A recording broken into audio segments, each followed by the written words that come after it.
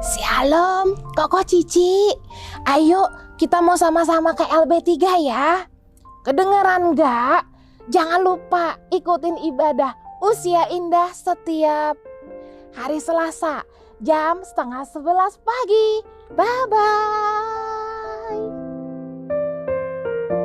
Mari Bapak, Ibu, Saudara-saudari yang rindu belajar kebenaran firman Tuhan, kami mengundang untuk bergabung dalam ibadah pendalaman Alkitab interaktif via Zoom setiap hari Rabu pukul 19.00 dengan tema-tema yang menarik dan tentunya akan memberkati kita semua. Shalom, para wanita Kristus yang dikasihi Tuhan, mari bergabung bersama kami, Waski Kebonjeruk, dalam ibadah Waski Kebonjeruk yang diselenggarakan setiap hari Kamis jam 10.30. Mari kita sama-sama belajar menjadi wanita surgawi yang tangguh, yang memiliki karakter Kristus dan yang pastinya menyenangkan hati Bapa di surga. Jangan lupa, setiap hari Kamis jam 10.30 pagi. Tuhan Yesus memberkati. Shalom, kami mengundang Bapak, Ibu, Saudara, dan para profesional muda untuk bergabung bersama kami dalam ibadah karyawan melalui Zoom setiap hari Jumat pukul 12 siang waktu Indonesia bagian Barat. Mari luangkan waktu istirahat dari jam kerja kita untuk belajar firman Tuhan. Ingat, setiap hari Jumat pukul 12 siang waktu Indonesia bagian Barat ada ibadah karyawan. Sampai jumpa hari Jumat, Tuhan memberkati. Kami mengundang Bapak, Ibu, Saudara-saudari yang merindukan hadirat Tuhan dan duduk diam di kaki Tuhan untuk mengikuti doa pagi Saturday Morning Prayer setiap Sabtu jam 7 pagi yang disiarkan secara langsung di channel YouTube GSKI Kebonjeruk. Shalom teman-teman, setiap hari Sabtu kami selalu ada ibadah Home Teens jam 4 sore. Nah buat kamu di kalangan remaja bisa banget nih join melalui Zoom dengan ID 715-2149-1643 dan passwordnya iHomeTeens. See you and God bless. Hai guys, para sobat muda, yuk join di ibadah pemuda GSKI Kebonjeruk setiap hari Sabtu jam 6:30 malam tentunya via Zoom. Don't miss it. Shalom keluarga muda, ada kabar gembira buat keluarga muda. Kita akan mengadakan komunitas khusus suami istri dan saat ini persekutuan kita di hari Sabtu, minggu kedua dan minggu keempat jam 19.30. Mari kita bersama-sama bertumbuh untuk menyukakan hati Tuhan. Shalom adik-adik semuanya, buat kalian yang sudah kelas 3 sampai kelas 6 SD, jangan lupa ya untuk join ibadah sekolah minggu kita secara online via Zoom setiap hari Minggu di jam 2 sampai jam 3 sore. Bersama-sama kita akan memuji Tuhan, mendengarkan firman Tuhan, dan lain-lain. Oke, ditunggu kehadirannya. Tuhan Yesus memberkati. Adik-adik, buat kalian yang masih TK sampai kelas 2 SD, jangan lupa setiap hari Minggu jam 3 sampai 4 sore, yuk kita kumpul sama-sama online untuk ibadah sekolah minggu.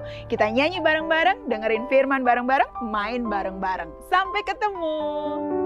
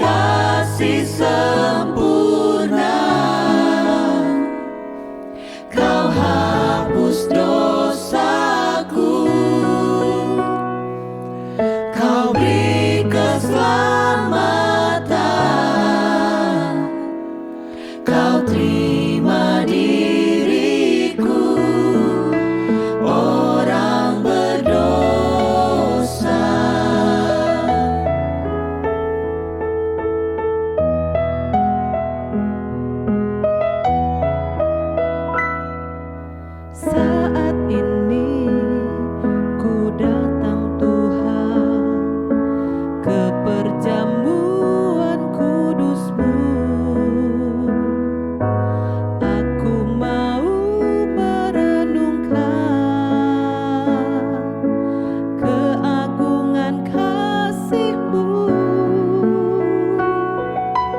Dolorosa jalan sengsara, Kau pikul berat bebanmu. Di atas bukit Kau disalibkan, menggantikan tempatku. Golgota, darah-Mu mengalir, siksa-Mu sangat keji. Kau tergantung hina, bermahkota duri. Golgota, mezbah korban, bukti kasih sempurna. Kau hapus dosaku, Kau beri keselamatan, Kau terima diriku, orang berdosa. Golgota, darah-Mu mengalir, siksa-Mu sangat keji. Kau tergantung hina, bermahkota duri.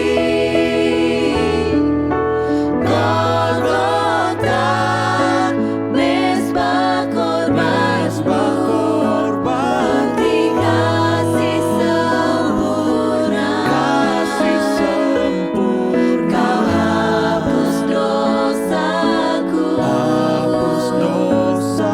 Kau beri keselamatan, Kau terima diriku, orang berdosa. Kau hapus dosaku, Kau beri keselamatan, Kau terima diriku, orang berdosa.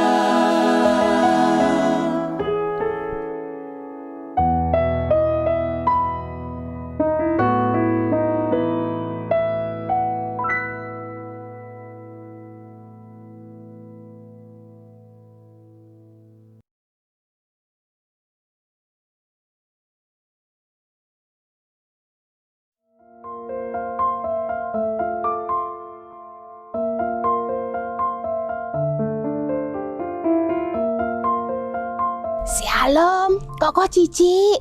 Ayo kita mau sama-sama ke LB3 ya. Kedengeran nggak? Jangan lupa ikutin ibadah Usia Indah setiap hari Selasa jam 10:30 pagi.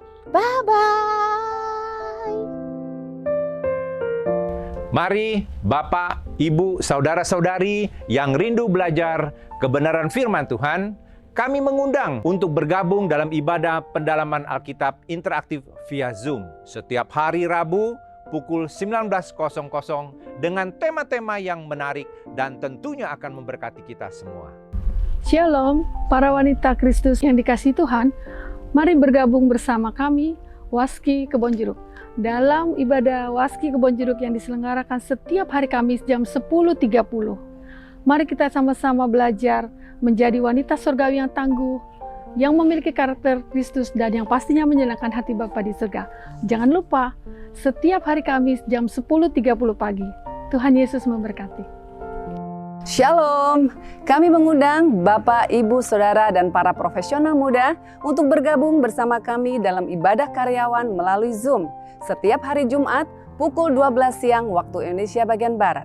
Mari luangkan waktu istirahat dari jam kerja kita untuk belajar firman Tuhan. Ingat, setiap hari Jumat pukul 12 siang waktu Indonesia bagian Barat ada ibadah karyawan. Sampai jumpa hari Jumat, Tuhan memberkati. Kami mengundang Bapak, Ibu, Saudara-saudari yang merindukan hadirat Tuhan dan duduk diam di kaki Tuhan untuk mengikuti doa pagi Saturday Morning Prayer setiap Sabtu jam 7 pagi yang disiarkan secara langsung di channel YouTube GSKI Kebonjeruk. Shalom teman-teman, setiap hari Sabtu kami selalu ada ibadah Home Teens jam 4 sore. Nah buat kamu di kalangan remaja bisa banget nih join melalui Zoom dengan ID 715-2149-1643 dan passwordnya iHomeTeens. See you and God bless. Hai guys, para sobat muda, yuk join di ibadah pemuda GSKI Kebonjeruk setiap hari Sabtu jam 6:30 malam tentunya via Zoom. Don't miss it. Shalom keluarga muda, ada kabar gembira buat keluarga muda. Kita akan mengadakan komunitas khusus suami istri dan saat ini persekutuan kita di hari Sabtu, minggu kedua dan minggu keempat jam 19.30. Mari kita bersama-sama bertumbuh untuk menyukakan hati Tuhan. Shalom adik-adik semuanya, buat kalian yang sudah kelas 3 sampai kelas 6 SD, jangan lupa ya untuk join ibadah sekolah minggu kita secara online via Zoom setiap hari Minggu di jam 2 sampai jam 3 sore. Bersama-sama kita akan memuji Tuhan, mendengarkan firman Tuhan, dan lain-lain. Oke, ditunggu kehadirannya. Tuhan Yesus memberkati. Halo adik-adik, buat kalian yang masih TK sampai kelas 2 SD, jangan lupa setiap hari Minggu jam 3 sampai 4 sore, yuk kita kumpul sama-sama online untuk ibadah sekolah minggu. Kita nyanyi bareng-bareng, dengerin firman bareng-bareng, main bareng-bareng. Sampai ketemu!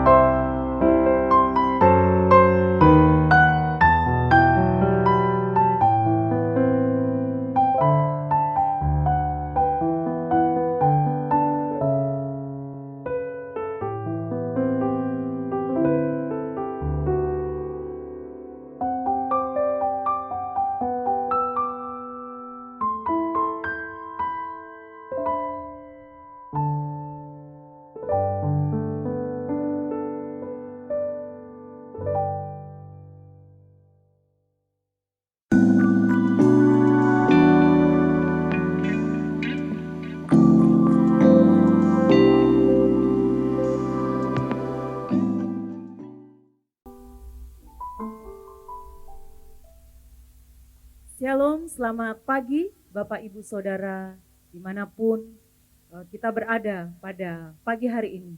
Kita akan siapkan hati kita untuk sama-sama kita mau beribadah kepada Tuhan. Mari sebelumnya kita mau datang berdoa.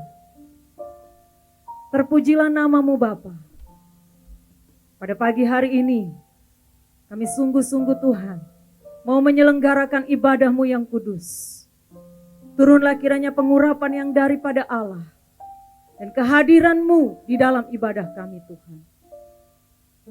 Sehingga ketika firman-Mu juga diberitakan, kami benar-benar memperoleh pencerahan daripada Roh Kudus. Sehingga setiap benih kebenaran itu kami lakukan dalam hidup kami. Kami serahkan ibadah sepanjang pagi ini dari awal, pertengahan sampai akhir.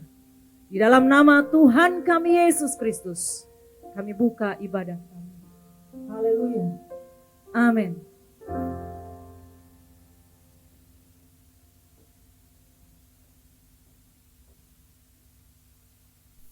Shalom Bapak Ibu Saudara yang kekasih di dalam Tuhan.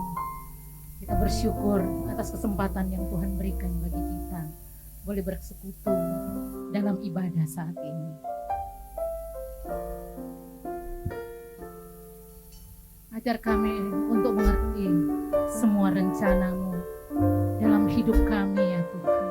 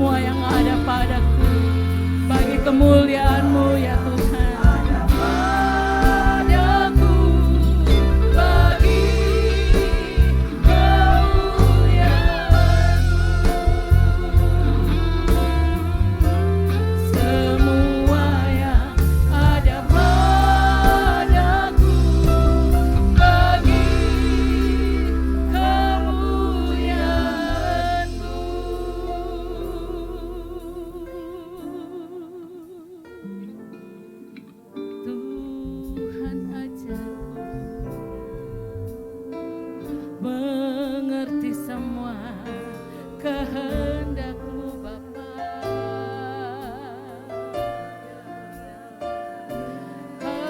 Haleluya. Haleluya. Haleluya. Engkau Allah yang kupercayai.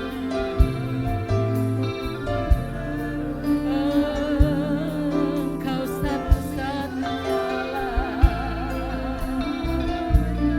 yang layak ditinggikan Tuhan. Haleluya. Haleluya.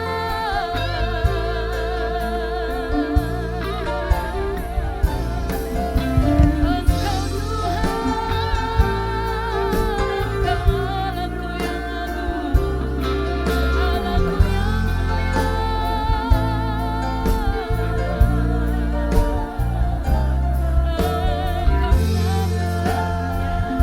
yang layak kami muliakan, layak kami agung Bapa.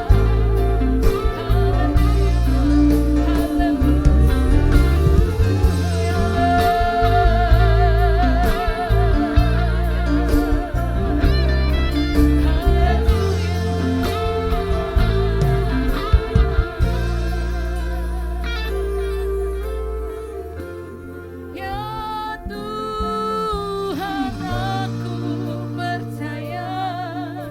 Ya Tuhan, aku percaya. Melalui semua perkara, Kau bentuk aku sempurna. Ya Tuhan, aku percaya. Ya Tuhan, aku percaya. Semua yang ada padaku bagi kemuliaan-Mu. Semua yang ada padaku bagi kemuliaan-Mu Bapa. Ada padaku bagi kemuliaan-Mu. Semua yang ada padaku bagi kemuliaan-Mu. Hanya Engkau Allah yang kami percayai dalam hidup kami ya Tuhan. Terima kasih Bapa, terpuji nama-Mu Tuhan. Haleluya. Amin. Bapak Ibu, saya jemput kita semua berdiri. Ketenangan dan keteduhan pasti kita rasakan ketika langkah hidup kita diatur oleh Tuhan. Haleluya. Kita tahu Tuhan ada bersama dengan kita sampai kita tiba di rumah Bapa yang kekal. Amin. Tiap langkahku diatur oleh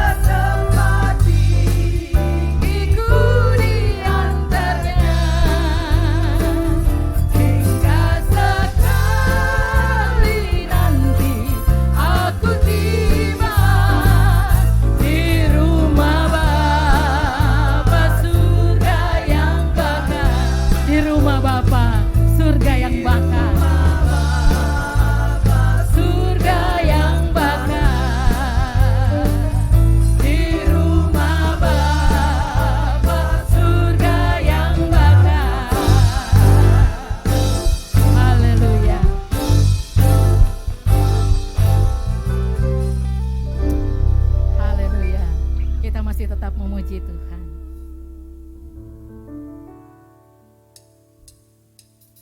Kami rindu selalu ada di hadirat-Mu ya Bapa. Bagai Raja Wali, Engkau membawa kami terbang tinggi melintasi awan bersama-Mu. Amin. Ku ingin selalu berada di hadirat-Mu. Aku ingin selalu berlindung dalam naungan-Mu. Di bawah kepak sayap-Mu, Kau bawaku terbang tinggi, melintasi langit biru, bagaikan Raja Wali. Mari nyanyikan kembali. Aku ingin selalu berada di hadirat-Mu. Aku ingin selalu berlindung dalam naungan-Mu. Di bawah kepak sayap-Mu, Kau bawaku terbang tinggi, melintasi langit biru, bagaikan Raja Wali. Bagai Raja Wali, melintasi gunung tinggi. Amin.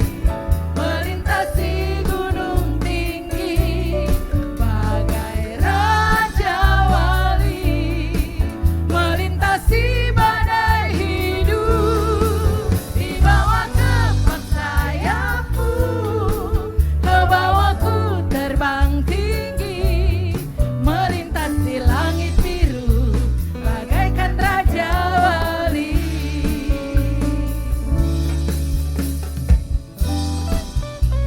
Terima kasih Tuhan,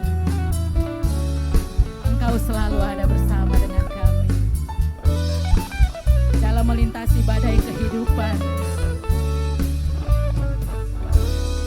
Aku ingin selalu berada di hadirat-Mu.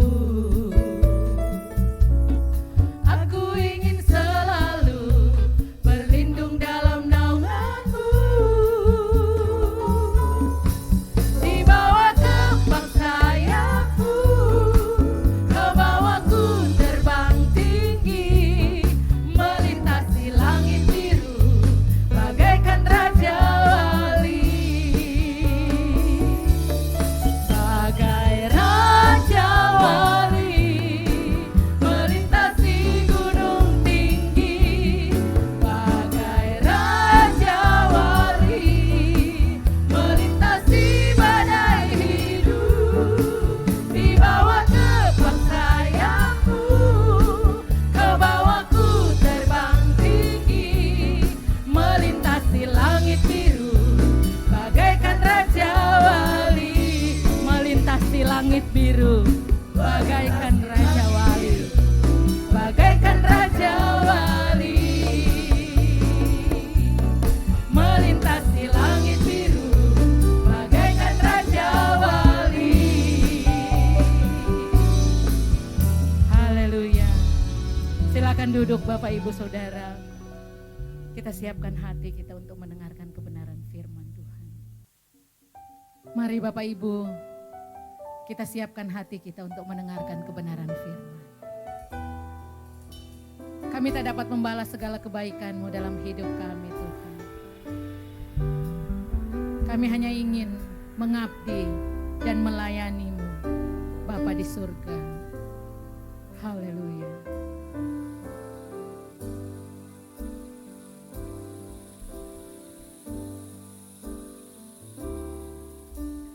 Bila ku hitung-hitung segala berkat-Mu Tuhan, tak terhitung, tak terkira semua yang telah Kau beri. Ku naikkan syukurku, segala hormat dan puji.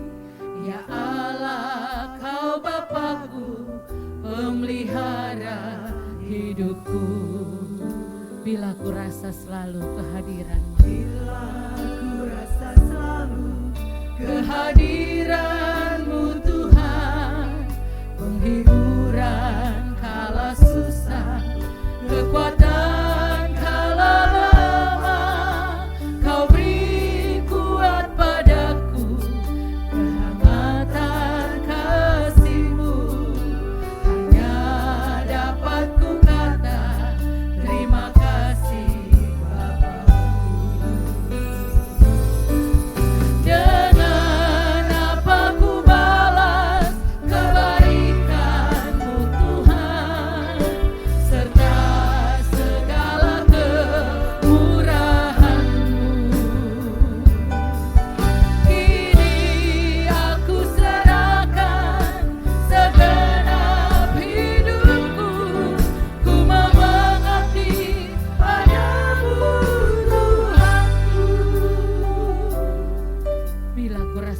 selalu kehadiran-Mu Tuhan. Bila ku rasa selalu kehadiran-Mu Tuhan, penghiburan kala susah, kekuatan kala lemah, Kau beri kuat padaku, kehangatan kasih-Mu. Hanya dapat ku kata terima kasih Bapa.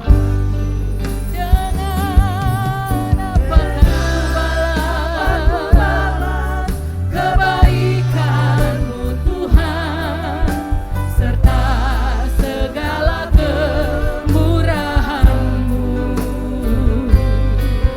Kini aku serahkan segenap hidupku, ku mau mengabdi padamu Tuhanku. Dengan apa ku balas kebaikan-Mu Tuhan, serta segala kemurahan-Mu. Kini aku serahkan segenap hidupku, ku mau mengabdi padamu Tuhanku. Dengan apa akan ku balas Tuhan kebaikan-Mu Tuhan, serta segala kemurahan-Mu. Kini aku serahkan segenap hidupku, ku mau mengabdi padamu. Ku mau mengabdi padamu Tuhanku. Ku mau mengabdi padamu Tuhanku. Ku mau mengabdi padamu Tuhanku.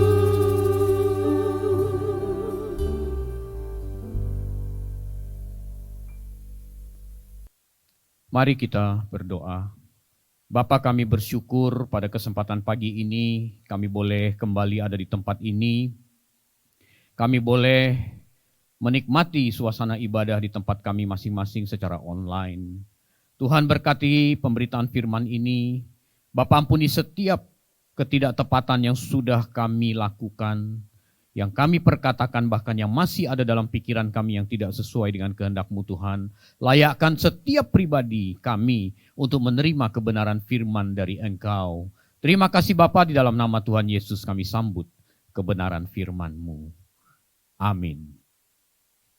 Bapak, Ibu, Saudara, dimanapun Anda berada, secara khusus saya menyapa jemaat Gereja Suara Kebenaran Injil Kebonjeruk. Senang sekali kali ini berjumpa dengan saya. Bapak, Ibu, Saudara, salah satu ciri orang Kristen mula-mula, ini saya bicara Kristen mula-mula, saya berharap ciri itu juga ada pada diri kita masing-masing. Salah satu ciri dari Kristen mula-mula adalah mereka memiliki gaya hidup berbagi. Mereka memiliki gaya hidup peduli kepada sesama. Yang disebutkan di dalam Kisah Rasul 11 ayat 24, mereka sebagai orang baik. Sama-sama kita buka Kisah Rasul 11. Kisah Rasul 11 ayat 24. Karena Barnabas adalah orang baik ini, penuh iman, penuh dengan Roh Kudus dan iman, sejumlah orang dibawa kepada Tuhan. Ini ada 3 ciri di sini, tetapi saya akan membahas 1 ciri saja. Di sini dikatakan karena Barnabas dan rasul-rasul lain yang tinggal di kota Antiokhia tentunya. Mereka adalah orang baik, penuh dengan Roh Kudus dan penuh dengan iman. Ada 3 ciri. Sejumlah orang dibawa kepada Tuhan. Ini kayak gak nyambung Bapak Ibu Saudara. Rasul-rasul orang baik. Karena dia baik, maka sejumlah orang yang membutuhkan perbuatan baik dibawa kepada Tuhan. Tentu dibawa kepada Tuhan ini melalui rasul-rasul. Bapak, Ibu, Saudara, sejumlah orang dibawa kepada Tuhan melalui Barnabas dan rasul-rasul yang lain untuk menerima perbuatan baik. Itulah sebabnya saya katakan tadi, salah satu ciri Kristen mula-mula adalah memiliki gaya hidup berbagi, memiliki gaya hidup peduli kepada sesama. Di dalam konteks Kisah Rasul 11:24 disebut sebagai orang baik. Bapak, Ibu, Saudara, ini menjadi menarik untuk kita telaah mengapa Barnabas di Kisah Rasul 11:24 dikatakan orang baik.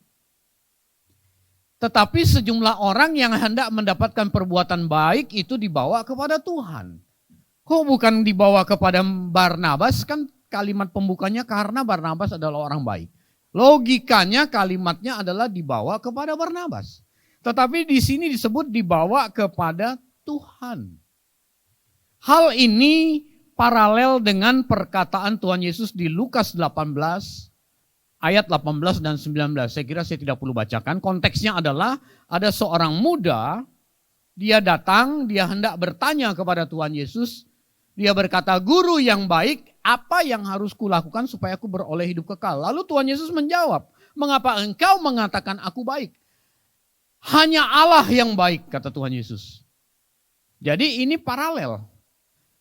Murid-murid tahu, Lukas sang penulis kitab Kisah Para Rasul ini tahu Tuhan Yesus pernah berkata semasa hidupnya di bumi kepada seorang pria bahwa hanya Allah yang baik. Maka Lukas mencatat ini sejumlah orang dibawa kepada Tuhan, bukan kepada manusia untuk mendapat perbuatan baik. Hal ini juga paralel dengan nasihat Tuhan Yesus tentang memberi sedekah. Ada di dalam Matius 6 ayat 3 dan 4. Kita baca sama-sama Matius 6. Matius pasalnya yang ke-6 ayat 3 dan 4. "Tetapi jika engkau memberi sedekah, jika engkau berbuat baik, jika engkau peduli kepada sesama, jika gaya hidupmu seperti itu," kira-kira begitu, "janganlah diketahui tangan kirimu apa yang diperbuat tangan kananmu." Ini sebenarnya sih terlalu ekstrim bahasa ini. Dalam terjemahan bahasa sehari-hari itu jangan kasih tahu orang lain gitu. Dalam terjemahan Alkitab bahasa Indonesia sehari-hari jangan orang lain dikasih tahu gitu. Kalau engkau berbuat sesuatu kepada sesamamu. Ayat 4, "Hendaklah sedekahmu itu diberikan dengan tersembunyi. Maka Bapamu yang melihat yang tersembunyi akan membalasnya kepadamu." Kalau dalam Alkitab bahasa Inggris itu secara terbuka, openly. Bapamu melihat apa yang kau kerjakan secara tersembunyi, in secret. Bapa itu akan membalas secara terbuka, openly. Ini menarik Bapak Ibu Saudara.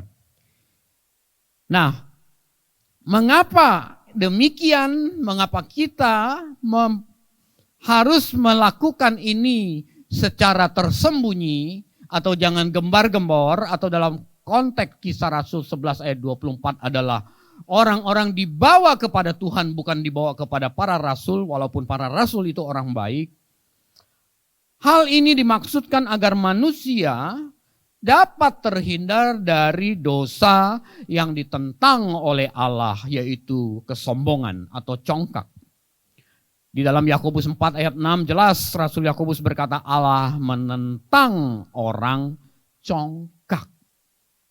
Perbuatan baik yang diumbar, perbuatan baik yang diumumkan apalagi, perbuatan baik yang disebut-sebut, apalagi perbuatan baik yang kemudian diungkit-ungkit, dan perbuatan baik yang memiliki muatan tujuan tertentu dapat membawa seseorang pada dosa kesombongan dan bisa berujung kepada orang-orang yang merasa tergantung, bisa mengkultuskan orang yang demikian terhadap perbuatan baik itu. Itulah sebabnya Alkitab berkata, atau Kisah Rasul 11 ayat 24 mencatat bahwa sejumlah orang dibawa kepada Tuhan, bukan kepada Barnabas.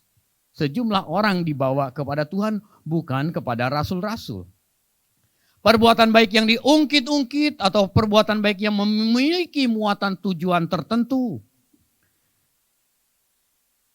Tentu bukan perbuatan baik Kristen sejati. Saya ulangi Bapak Ibu ya. Perbuatan baik yang kemudian diungkit-ungkit atau perbuatan baik yang ada tujuan tertentunya, tentu bukan perbuatan baik Kristen sejati. Seperti yang diperagakan oleh Barnabas dan rasul-rasul di kota Antiokhia itu. Dan ini bukan merupakan ciri orang percaya.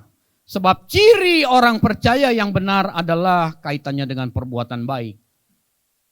Orang lain yang menerima perbuatan baik itu akan merasakan kebaikan Allah, kebaikan Tuhan, dan akan memuliakan Tuhan.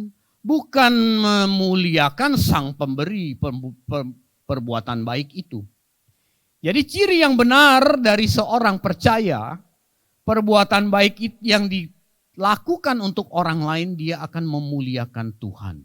Bukan memuliakan sang pemberi perbuatan baik itu. Bapak Ibu Saudara, hendaknya ciri ini ada di dalam hidup kekristenan kita sehari-hari.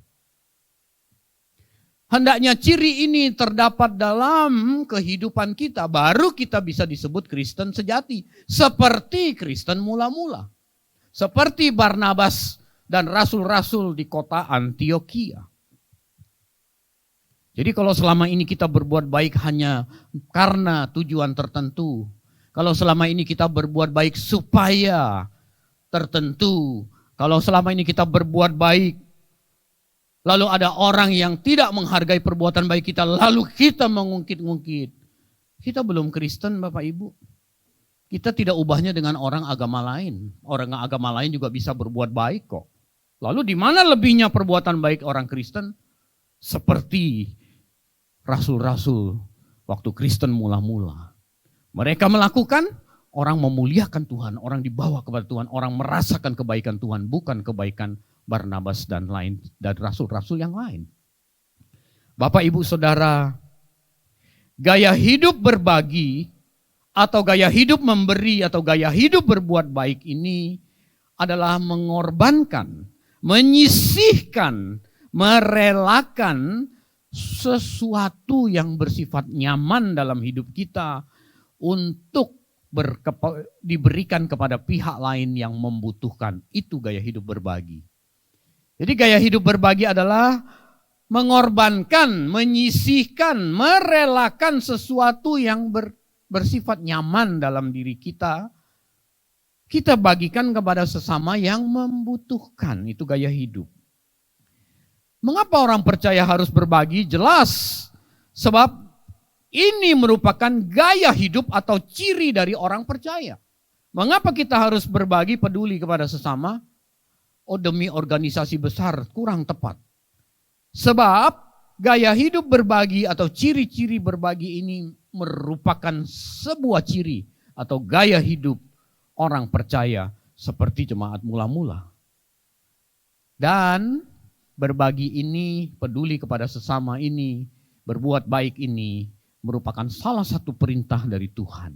Maka orang percaya harus memiliki gaya hidup berbagi. Bapak Ibu Saudara, berbicara tentang berbagi atau memberi atau berbuat baik, kecenderungan manusia ada dua. Manusia itu punya dua kecenderungan. Saya melihat diri saya melihat banyak orang. Lalu saya menarik hipotesa, secara umum manusia punya dua kecenderungan besar ini. Yang pertama, kalau bicara soal berbagi, orang itu lebih suka menjadi objek daripada menjadi subjek. Orang itu lebih suka menjadi penerima daripada pelaku atau dari perbuatan baik itu. Padahal di dalam Alkitab Tuhan tidak pernah mengajarkan orang percaya untuk menjadi penerima. Di dalam Alkitab Tuhan tidak pernah mengajarkan kepada orang percaya untuk menjadi penerima perbuatan baik itu. Justru Tuhan Yesus mengajarkan berkali-kali berulang-ulang bagaimana kita menjadi subjek atau menjadi pelaku. Tetapi kecenderungan manusia itu lebih senang menerima daripada memberi. Kita lihat Kisah Rasul 20 ayat 35 kita baca. Kisah Rasul 20 ayat 35. Dalam segala sesuatu telah ku berikan contoh kepadamu. Ini Rasul Lukas yang menulis. Bahwa dengan bekerja demikian kita harus membantu orang-orang yang lemah dan harus mengingat perkataan Tuhan Yesus. Sebab ia sendiri telah mengatakan, ini perkataan Tuhan Yesus, adalah lebih berbahagia memberi daripada menerima. Jadi memberi atau menjadi pelaku atau menjadi subjek itu lebih bahagia sebenarnya daripada yang menerima. Tetapi banyak orang memilih kurang bahagia. Lebih banyak orang memilih itu pingin menjadi penerima. Di dalam Alkitab saya belum menjumpai bahwa Tuhan Yesus mengajarkan orang percaya menjadi objek atau menjadi penerima. Tetapi justru Tuhan Yesus mengajarkan berulang-ulang bagaimana kita harus melatih diri kita untuk menjadi pelaku atau menjadi subjek dari perbuatan baik itu, bukan menjadi objek. Mengapa dikatakan oleh Lukas lebih berbahagia memberi daripada menerima? Jadi kalau dengan isyarat tangan itu adalah lebih berbahagia tangan kita di atas begini daripada begini. Adalah lebih berbahagia kita begini daripada begini. Kalau begini, mau bertanya itu. Mengapa dikatakan lebih bahagia? Karena kita menyatakan hidup Kristus. Kita menyatakan karakter Kristus di dalam kehidupan kita sehari-hari. Kristus datang ke dunia ini untuk memberi, menjadi pelaku. Memberi dirinya. Memberi hidupnya. Bukan sebaliknya.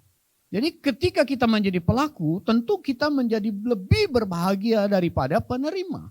Karena kita menyatakan hidup Kristus dalam kehidupan kita. Kita menjadi saksi Kristus dalam kehidupan kita.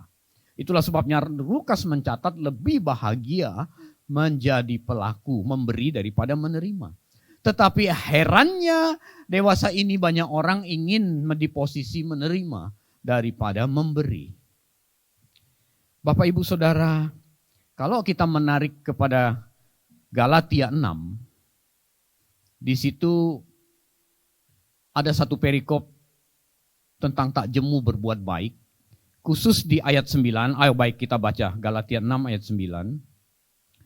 Galatia pasal 6 ayat 9. Di atas dari ayat 1 ini Galatia 6 ini saling bantulah kamu. Ayat 9 saya bacakan, janganlah kita jemu-jemu berbuat baik. Ternyata berbuat baik itu bisa membuat orang menjadi jemu. Nanti kita bahas. Karena apabila sudah datang waktunya, kita akan menuai. Jika kita tidak menjadi lemah. Nah, kata menuai ini hati-hati. Jangan sampai ini menjadi sebuah daya tarik Anda untuk berbuat baik karena akan menuai sesuatu.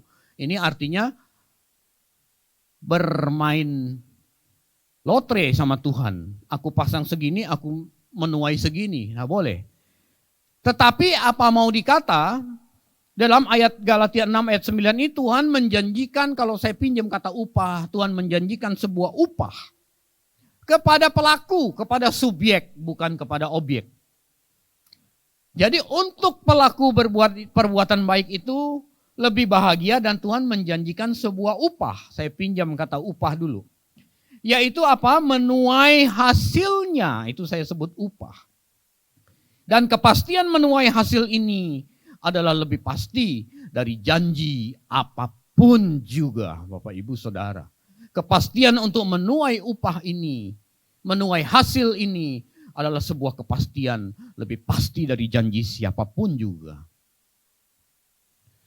Bapak Ibu Saudara, saya harus mengingatkan, jangan pula karena upah atau karena mengejar upah itu, akhirnya kita melakukan perbuatan baik. Itu mencobai Tuhan namanya. Jangan. Ya. Jangan karena upah lalu kita mengejar upah lalu kita berbuat baik. Tuhan Yesus sudah terlebih dahulu berbuat baik dalam kehidupan kita, Bapak Ibu.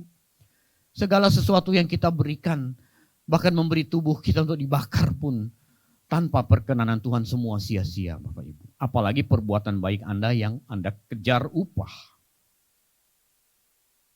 Bapak Ibu Saudara, bicara soal saling berbagi, bicara soal berbagi ini, kita sering membatasi. Kita hanya bersedia berbuat baik kepada orang yang mendatangkan keuntungan dalam hidup kita. Kadang-kadang kita hanya bersedia berbagi karena ada embel-embel tertentu. Dan kalaupun kita berbagi, keadaan kita sudah aman. Itu kita sering membatasi perbuatan kita. Padahal Tuhan Yesus berkata berbagi, berbuat baik kepada sesama. Sesama itu siapa? Sesama itu musuh sekalipun. Jadi jangan pernah Anda berpikir sesama adalah orang yang sama rasnya dengan aku. Sesama adalah orang yang yang sama status sosialnya dengan aku, baru aku melakukan perbuatan baik. Sesama itu orang yang sama sukunya dengan aku. Bukan. Siapakah sesamaku manusia? Tentang orang Samaria yang murah hati itu. Lalu di Matius 44 ayat Matius 5 ayat 44 Tuhan berkata, kasihilah musuhmu. Nah itu sesama, itu musuh juga sesama. Jadi kita harus berbagi tanpa memandang siapa. Tetapi dasarnya adalah kalau Tuhan memerintahkan kita melakukan. Itu dasarnya Bapak Ibu. Bukan kita lihat itu sinodenya mana. Itu gerejanya mana. Itu Kristen apa bukan. Bukan itu Bapak Ibu Saudara. Tetapi kalau Tuhan memerintahkan kita, kita melakukan. Kalau dasarnya kita berbagi atau berbuat baik kepada sesama, karena ada embel-embelnya, percayalah Anda akan kecewa. Percayalah Anda pasti akan kecewa suatu hari. Pak, saya sudah begini, saya sudah begitu, tetapi Pak, nah tuh. Saya sudah melakukan ini, melakukan itu, tetapi dia, nah itu. Anda pasti kecewa kalau ada embel-embelnya. Kalau bukan dari Tuhan. Tetapi kalau Anda melakukan sebuah perbuatan itu karena dasarnya dari Tuhan, perbuatan apapun yang Anda terima, Anda akan berkata, terpujilah Tuhan. Karena nama Tuhan yang dipermuliakan. Bapak Ibu Saudara, berbagilah dalam segala kondisi sesuai dengan kehendak Tuhan. Jangan tunggu Anda berlebihan, Anda baru bersedia berbuat baik kepada orang. Seharusnya justru dalam kondisi pas-pasan atau kondisi minus. Ketika Tuhan memerintahkan sesuatu, lakukan. Ketika Tuhan meminta Anda melakukan sesuatu, lakukan. Tuhan pasti memperhitungkan Bapak Ibu. Tuhan pasti memperhitungkan. Tuhan pasti memperhitungkan. Saya teringat kepada sebuah kisah dalam Alkitab.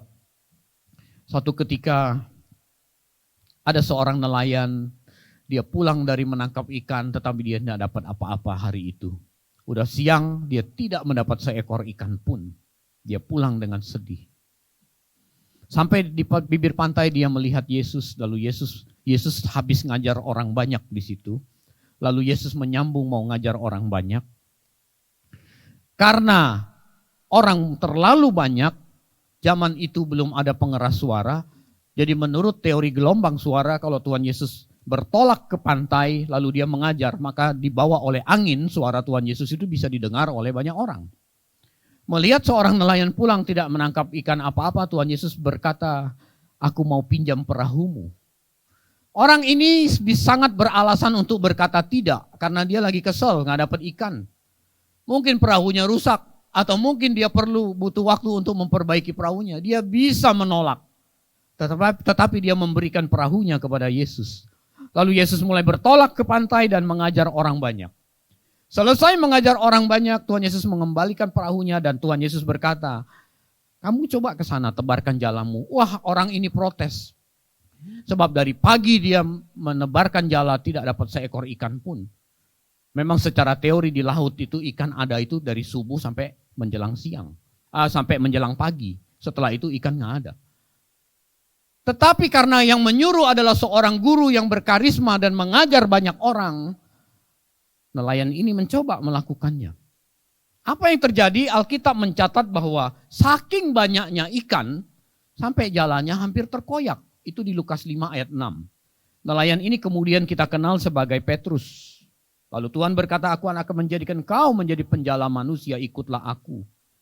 Bukan hanya perahunya Petrus yang diisi penuh ikan oleh Tuhan Yesus. Tetapi perahu Yakobus dan Yohanes pun diisi penuh.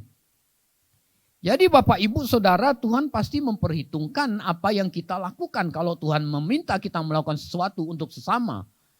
Kalau kenyamanan kita Tuhan berkata Tuhan mau untuk sesama. Nah masalahnya banyak orang tidak bersedia. Pinjam perahumu, aduh aku lagi sibuk.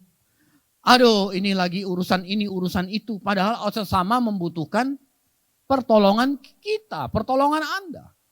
Selalu ada alasan untuk berkata tidak, tapi berkatnya mau gitu. Nggak ada rumusnya di dalam Alkitab seperti itu. Kalau Anda mau Tuhan memperhitungkan, taati apa yang Tuhan mau. Tapi lagi-lagi saya harus ingatkan, jangan karena mengejar jala hampir terkoyak itu, Bapak Ibu Saudara. Kita ini bayar utang kepada Tuhan Yesus sampai mati pun gak kebayar. Tapi lebih baik kita menyicil daripada kita tidak melakukan apa-apa. Bapak Ibu Saudara, ternyata berbuat baik atau gaya hidup memberi itu, gaya hidup berbagi kepada sesama itu, sesungguhnya merupakan pemenuhan hukum Kristus. Kita lihat Galatia 6 tadi, kita lihat ayat 9, sekarang kita lihat ayat 2. Bertolong-tolonglah menanggung bebanmu. Demikianlah kamu memenuhi hukum Kristus. Nah tuh. Jadi kalau kita bertolong-tolong menanggung beban, kita melakukan perbuatan baik kepada sesama seperti yang Tuhan mau. Kalau dalam istilah Lukas 5 tadi meminjamkan perahu kita, kenyamanan kita. Ternyata kita itu sedang bertolong-tolong dan memenuhi hukum Kristus. Pertanyaannya kan hukum Kristus itu apa sih gitu? Tidak ada lain, hukum Kristus adalah hukum kasih. Hukum Kristus adalah hukum kasih.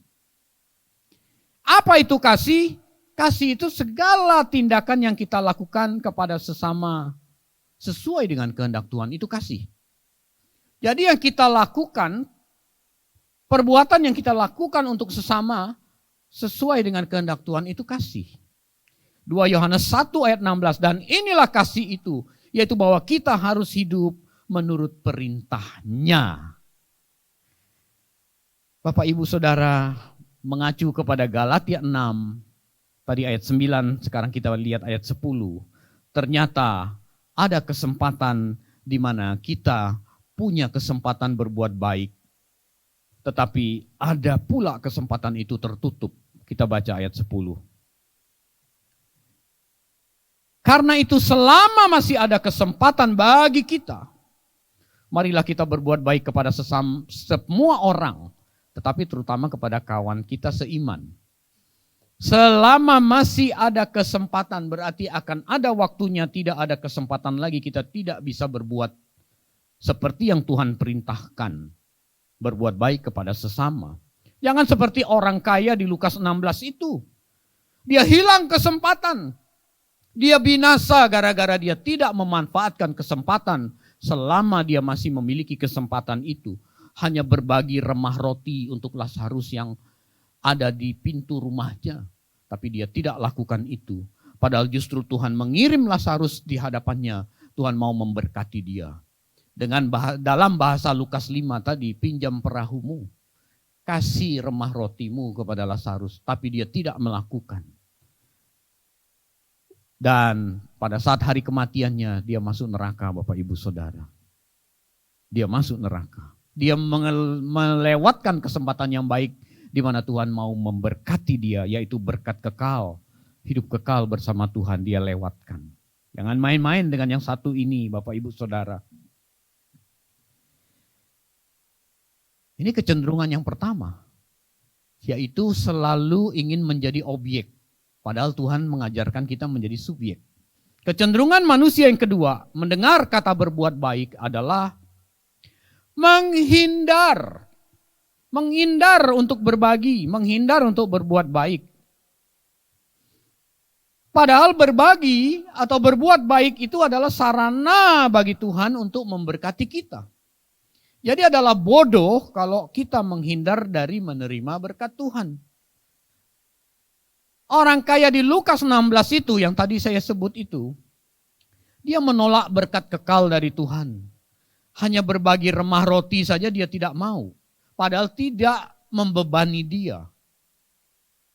Sekalipun Lazarus pingin 1 piring rotinya pun tidak membebani dia. Apalagi cuman remah. Itu pun dia tidak lakukan. Dia menghindar. Dia menghindar dari perbuatan baik itu. Nah, kita sering begitu tuh Bapak Ibu Saudara. Orang butuh bantuan kita, aduh sorry saya lagi gak punya nih. Aduh maaf saya juga lagi gak bisa nih. Orang mau cerita, kita buru-buru potong, wah saya lagi sibuk. Padahal dia cuma butuh kita pasang kuping mendengarkan masalah dia, cuman itu. Lalu kita sering menjadi calo Bapak Ibu. Wah saya gak punya nih. Gimana kalau ke si itu? Nah, kita sering begitu Bapak Ibu. Sepertinya kita menolong orang itu padahal kita cuma melempar sesuatu ke orang lain. Jadi calo, menghindar. Tapi hari Minggu ke gereja minta diberkati oleh Tuhan. Ini kan musim arus balik nih. Arus mudik, arus balik. Anda pasti tahu lah banyak calo di terminal-terminal. Yang namanya calo, dia itu nunjukin kepada calon penumpang, itu bisnya, ke sana. Tapi dia gak ikut naik loh. Dia gak ikut naik bis. Nah saya khawatir orang-orang Kristen yang menghindari perbuatan baik. Suatu hari dia gak ikut masuk surga. Dia cuma jadi calo, nyaloin orang doang. Bapak Ibu Saudara, Tuhan pasti mengizinkan Lazarus hadir dalam kehidupan kita. Yes, Tuhan pasti mengizinkan. Jika itu kehendak Tuhan, buatlah itu. Tuhan pasti memperhitungkan. Di bumi Anda tidak menerima, Anda akan menerima berkat kekal dari Tuhan. Tuhan tidak mungkin lupa. Tuhan tidak mungkin tidak memperhatikan. Tuhan tidak mungkin tidak memperhitungkan. Tapi awas saya ingatkan sekali lagi. Jangan karena Anda ingin mengejar upah itu lalu Anda berbuat baik. Sebab di bagian lain Alkitab Tuhan berkata, jangan mencobai Tuhan Allahmu. Kalau apa yang kau lakukan itu demi mendapat sesuatu, itu mencobai Tuhan namanya. Bapak Ibu Saudara, berbuat baik atau berbagi tidak melulu bicara soal duit. Ketika Anda tidak makan uang ilegal, Anda tidak nipu orang, itu pun berbuat baik. Anda tidak korupsi, Anda bisnis dengan cara benar, itu pun berbuat baik. Jadi tidak melulu soal kasih duit kepada orang, tidak.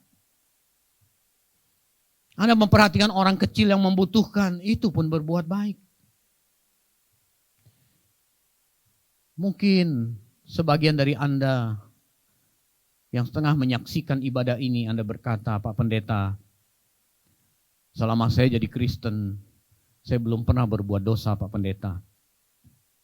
Saya rajin ke gereja, saya tidak mencuri, saya tidak berselingkuh, saya tidak mengingini barangan orang lain, saya tidak melukai orang. Hubungan saya dengan Tuhan baik.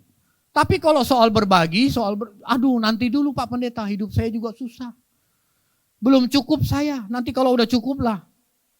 Bapak Ibu Saudara, mungkin Anda berkata, kan gak masalah Pak Pendeta, yang penting hubungan saya dengan Tuhan baik. Kalau saya gak berbagi emang kenapa gitu. Ini saya tunjukkan akibatnya Bapak Ibu.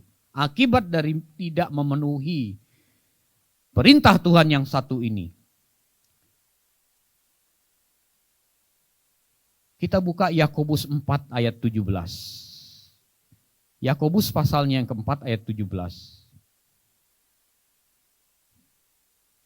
Jadi, jika seorang tahu bagaimana ia harus berbuat baik, kalos poio dalam bahasa Yunani, tetapi ia tidak melakukannya, ia berdosa, ia meleset, ia hamartano, ia tidak kena sasaran.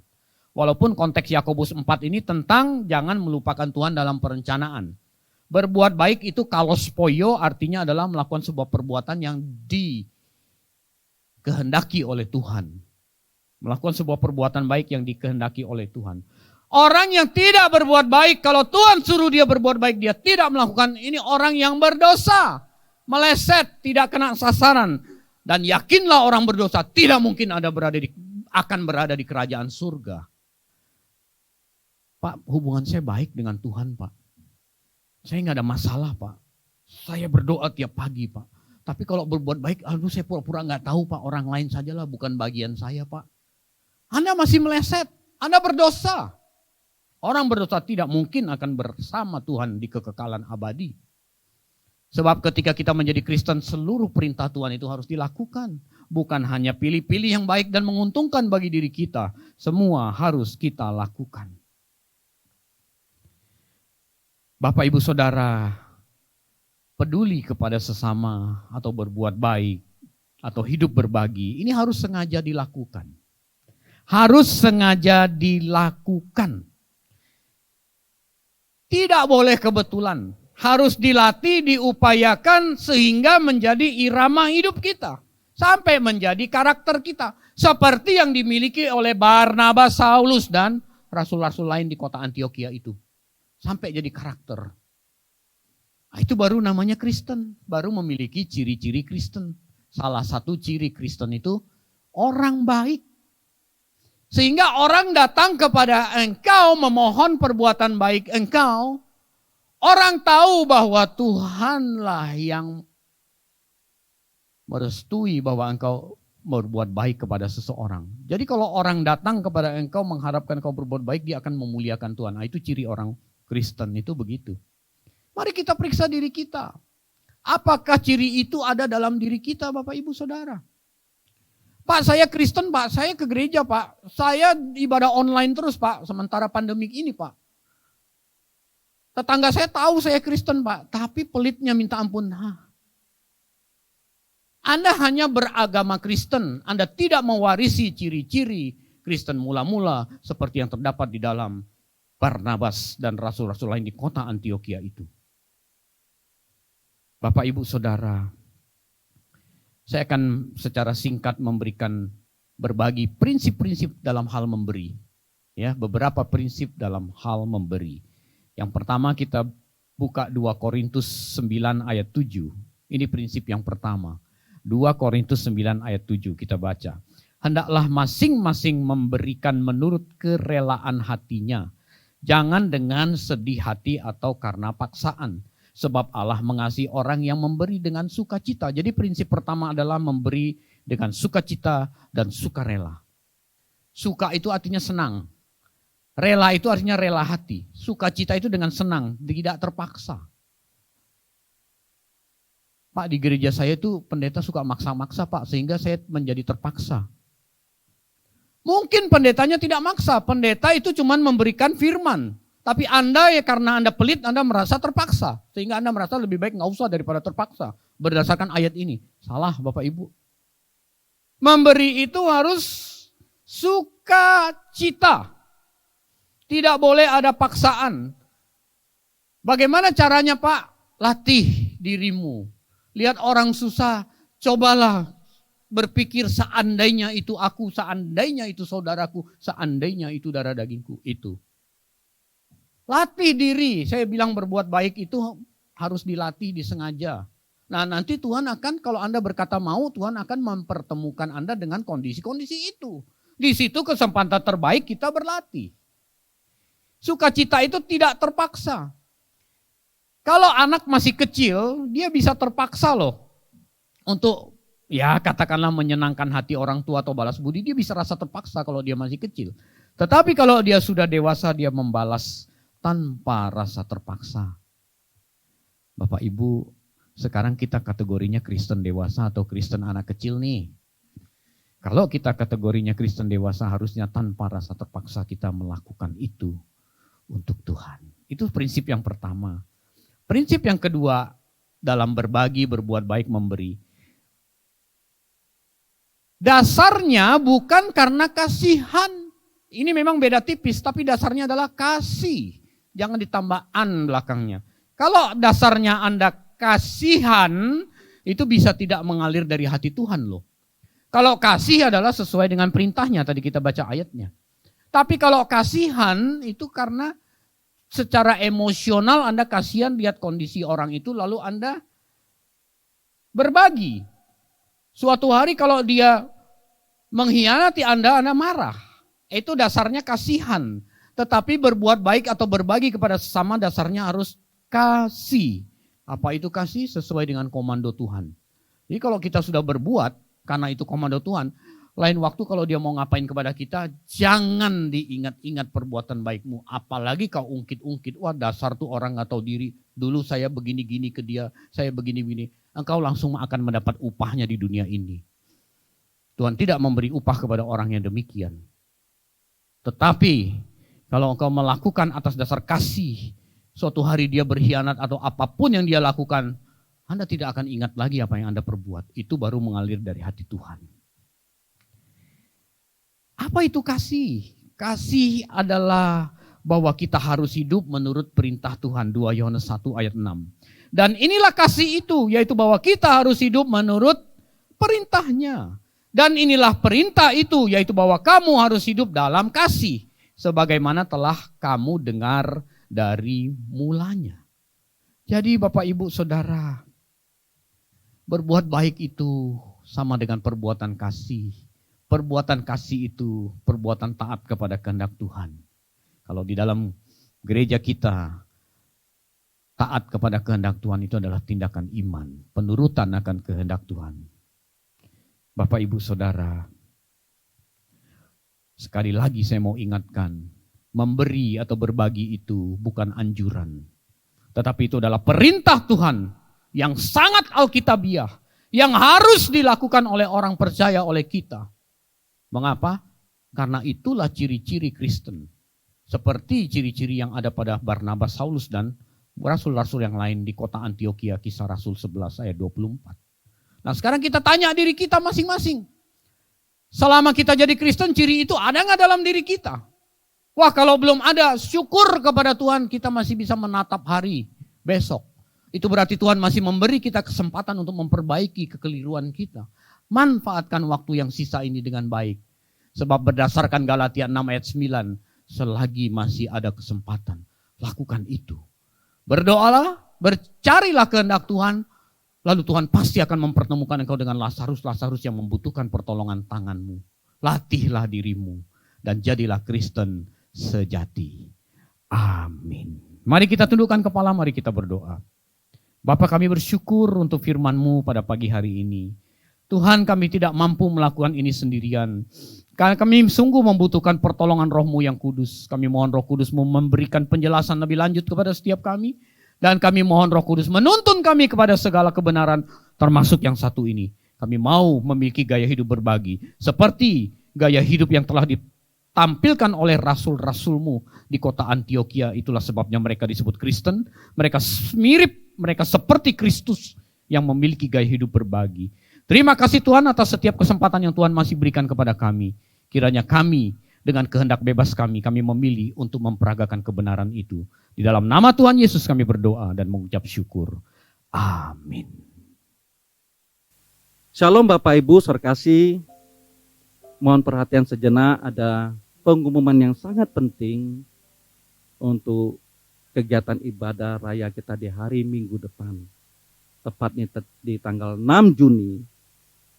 Bahwa ada perubahan jam ibadah kita, yang mana awalnya jam 4 sore 16.00 WIB, mulai minggu depan tanggal 6 Juni kita berubah menjadi jam 3 sore atau 15.00 WIB. Pastikan Bapak Ibu mencatat untuk perubahan jam ibadah ini sehingga tidak salah untuk mengikutinya di minggu depan. Terima kasih, Tuhan Yesus memberkati. Mari kita tutup ibadah ini. Terima kasih Bapak, kami mengucap syukur Tuhan buat ibadah sore hari ini yang memberkati kami, sehingga apa yang kami lakukan Tuhan semuanya itu untuk mempermuliakan nama-Mu. Berkati kami Tuhan, apa yang kami sudah dengar dari hamba-Mu yang menyampaikan kebenaran firman-Mu ini menjadi berkat bagi kami, sehingga kami mampu melakukannya ya Bapa.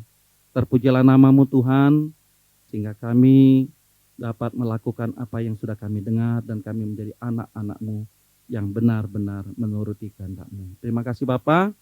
Kami juga berdoa bagi bangsa dan negara kami, berkati Tuhan walaupun dalam situasi pandemi ini, tapi kami tetap beraktivitas. Mari Tuhan Kau jagai kami, berikan kekuatan kesehatan mulai dari Bapak Presiden, pemerintah pusat sampai dengan pemerintah daerah Tuhan.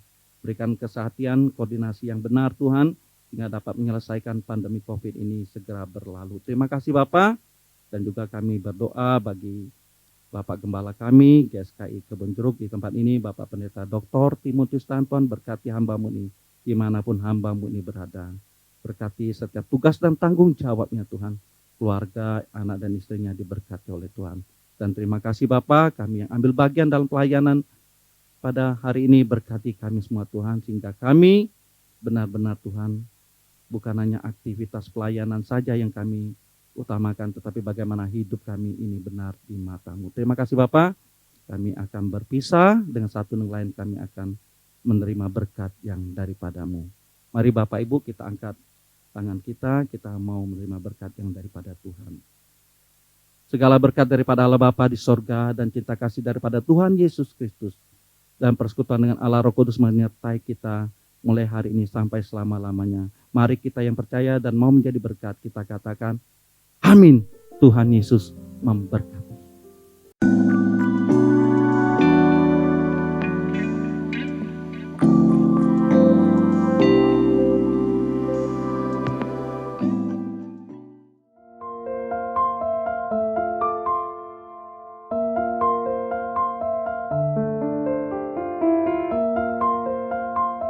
Shalom, Koko Cici. Ayo, kita mau sama-sama ke LB3 ya. Kedengeran nggak? Jangan lupa ikutin ibadah Usia Indah setiap hari Selasa jam 10:30 pagi. Bye-bye. Mari Bapak, Ibu, Saudara-saudari yang rindu belajar kebenaran firman Tuhan, kami mengundang untuk bergabung dalam ibadah pendalaman Alkitab interaktif via Zoom setiap hari Rabu pukul 19.00 dengan tema-tema yang menarik dan tentunya akan memberkati kita semua. Shalom, para wanita Kristus yang dikasihi Tuhan, mari bergabung bersama kami, Waski Kebon Jeruk, dalam ibadah Waski Kebon Jeruk yang diselenggarakan setiap hari Kamis jam 10.30. Mari kita sama-sama belajar menjadi wanita surgawi yang tangguh, yang memiliki karakter Kristus dan yang pastinya menyenangkan hati Bapa di surga. Jangan lupa, setiap hari Kamis jam 10.30 pagi. Tuhan Yesus memberkati. Shalom, kami mengundang Bapak, Ibu, Saudara, dan para profesional muda untuk bergabung bersama kami dalam ibadah karyawan melalui Zoom setiap hari Jumat pukul 12 siang waktu Indonesia bagian Barat. Mari luangkan waktu istirahat dari jam kerja kita untuk belajar firman Tuhan. Ingat, setiap hari Jumat pukul 12 siang waktu Indonesia bagian Barat ada ibadah karyawan. Sampai jumpa hari Jumat, Tuhan memberkati. Kami mengundang Bapak, Ibu, Saudara-saudari yang merindukan hadirat Tuhan dan duduk diam di kaki Tuhan untuk mengikuti doa pagi Saturday Morning Prayer setiap Sabtu jam 7 pagi yang disiarkan secara langsung di channel YouTube GSKI Kebon Jeruk. Shalom teman-teman, setiap hari Sabtu kami selalu ada ibadah Home Teens jam 4 sore. Nah buat kamu di kalangan remaja bisa banget nih join melalui Zoom dengan ID 715-2149-1643 dan passwordnya iHomeTeens. See you and God bless. Hai guys, para sobat muda, yuk join di ibadah pemuda GSKI Kebon Jeruk setiap hari Sabtu jam 6:30 malam tentunya via Zoom. Don't miss it. Shalom keluarga muda, ada kabar gembira buat keluarga muda. Kita akan mengadakan komunitas khusus suami istri dan saat ini persekutuan kita di hari Sabtu, minggu kedua dan minggu keempat jam 19.30. Mari kita bersama-sama bertumbuh untuk menyukakan hati Tuhan. Shalom adik-adik semuanya, buat kalian yang sudah kelas 3 sampai kelas 6 SD, jangan lupa ya untuk join ibadah sekolah minggu kita secara online via Zoom setiap hari Minggu di jam 2 sampai jam 3 sore. Bersama-sama kita akan memuji Tuhan, mendengarkan firman Tuhan, dan lain-lain. Oke, ditunggu kehadirannya. Tuhan Yesus memberkati. Halo adik-adik, buat kalian yang masih TK sampai kelas 2 SD, jangan lupa setiap hari Minggu jam 3 sampai 4 sore, yuk kita kumpul sama-sama online untuk ibadah sekolah minggu. Kita nyanyi bareng-bareng, dengerin firman bareng-bareng, main bareng-bareng. Sampai ketemu.